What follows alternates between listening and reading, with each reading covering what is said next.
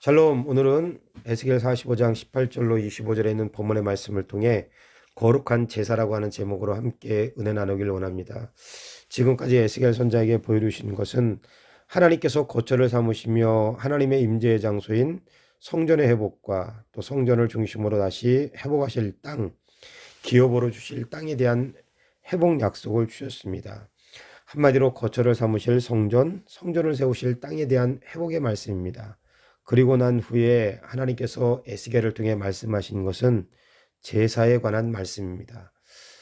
지금까지 하나님께서 임재하실 처소에 대한 회복이라면 제사에 관한 말씀을 통해 임재하신 하나님 앞에 나아가는 방법의 말씀을 가르쳐 주셨습니다.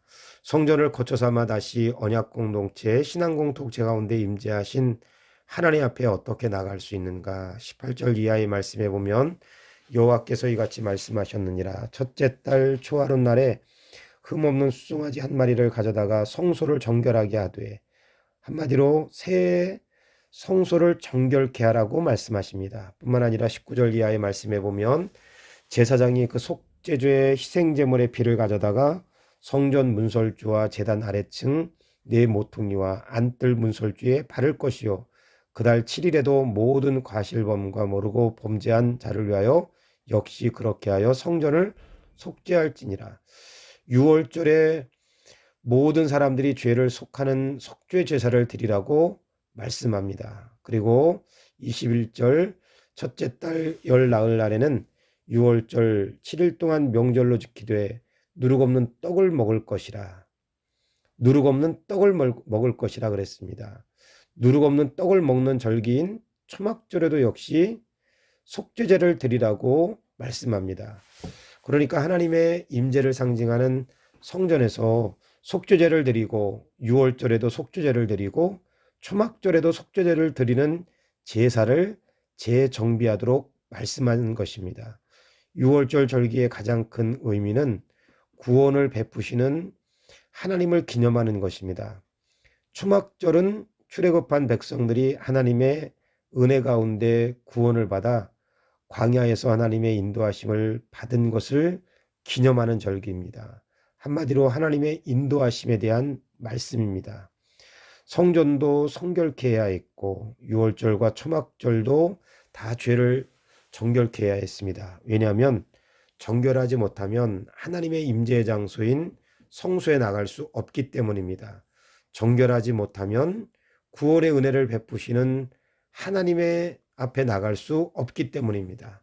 정결하지 못하면 인도하시는 하나님 앞에 나갈 수 없기 때문입니다. 그래서 이제 회복된 성전에서 다시 하나님 앞에 나가며 회복된 6월절의 절기를 통해 구원의 은혜를 베푸시는 하나님 앞에 나가기 위해서는 정결해야 했습니다. 뿐만 아니라 인도하시는 하나님 앞에 나가기 위해서도 정결해야 했습니다.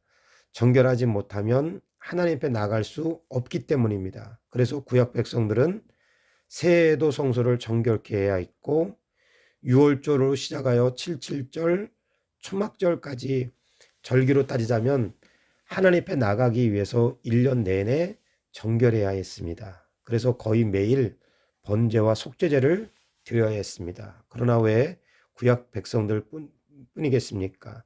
구약 백성들이 하나님 앞에 나가기 위해서 거의 매일 정결의 의식을 가졌던 것처럼 구원의 은혜를 베푸시는 하나님 앞에 나가기 위해서 삶을 인도하시는 하나님 앞에 인격적으로 나가기 위해서 정결 의식을 가져야 했던 것처럼 신약 백성인 우리도 매일매일 하나님과의 친밀한 교제를 나누기 위해서 정결해야 합니다.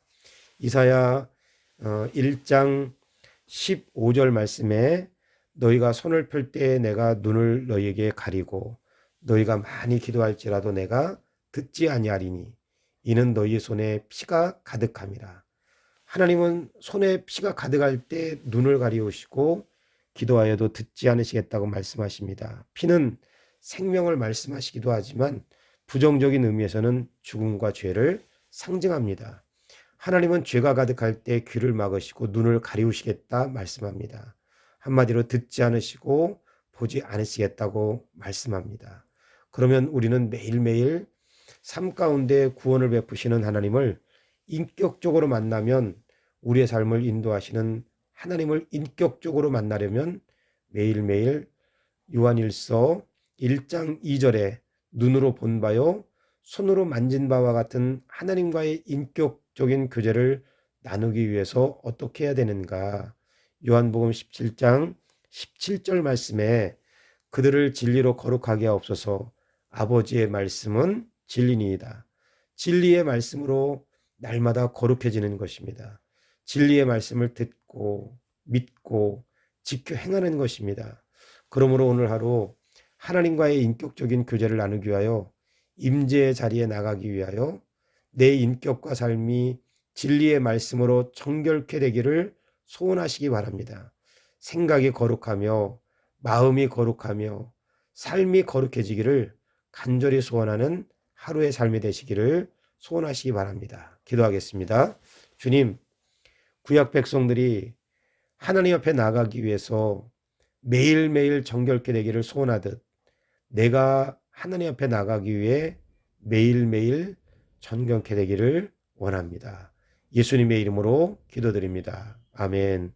샬롬. 오늘도 좋은 하루 되세요.